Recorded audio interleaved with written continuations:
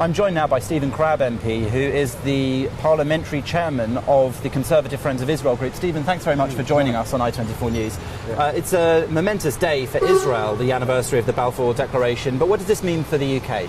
So it's a really special day, a really happy day in terms of Britain's relationships with Israel. We're celebrating the centenary of the signing of the Balfour Declaration today. We're celebrating it with smiles on our faces and with great pride right across government and across Parliament, and really recognising that we have this deepening friendship with Israel, which in many ways is unique, and that's something that we take great pride in.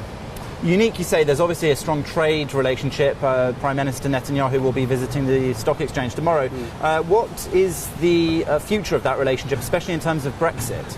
The future of the UK trading relationship with Israel is extremely positive. Since the referendum to leave the European Union just over a year ago, actually we've seen more than 30 Israeli companies come to the UK to invest in new business ventures here. So the trade between our two nations is growing very healthily. And in actual fact, when we come out of the European Union and we take back control of our ability to strike independent trade deals, there's no reason to think that we won't be able to strike a trade deal with Israel and grow our free trade to the benefit and prosperity of both our nations.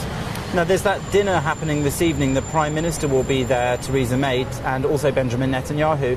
They'll be celebrating the 100th anniversary of the Balfour Declaration, but Theresa May will also be talking about anti-Semitism, specifically dressed up as excessive criticism of Israel. What's the UK government going to do to actually protect British Jewish people who are concerned about that? So this is a really, really important issue, and when Theresa May was Home Secretary, she took a very, very strong stand against this creeping poison of anti-Semitism that's coming back into our society. And I think she's going to be saying a few things this evening. One is she's going to be talking about the practical steps that we are taking to work with the Jewish community in Britain to make them feel safer.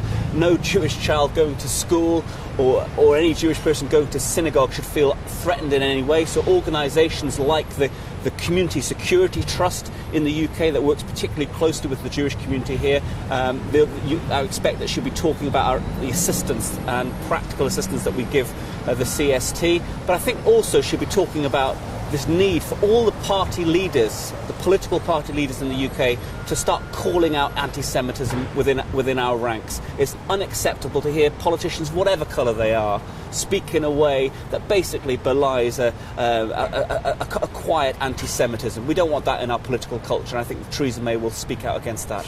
And obviously this is, as I said, a big occasion for Israel, more perhaps than for the UK. Some have said that the British celebration is a little bit muted. Is it true that perhaps Theresa May's emphasis tonight on the two-state solution and peace talks is something to do with that? I don't accept that it's muted in any way. We've had debates in Parliament. The Prime Minister herself has spoken out on the floor of the House of Commons, speaking about the UK-Israel relationship and the pride that she takes in it. There's nothing but pride and happy feeling right across government today as we celebrate the centenary of the Balfour Declaration. And finally, just one question about the resignation of Sir Michael Fallon, the Defence Secretary, last night. Does that put Mrs May in a weak position? She promised us a strong and stable government. If anything, maybe at best we got a weak and stable government. Is it a bit weaker today? What does that mean for this government and her future?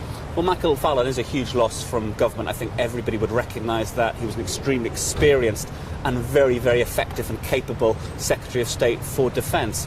But there are no shortage of options for potential replacements, and one thing that the Prime Minister does have is strength in depth amongst her party in Parliament. So it would probably be a good opportunity for her to appoint maybe a younger, fresher face, use it as an opportunity to freshen up the government. But one thing that is certainly not lacking is talent in the Conservative Party ranks.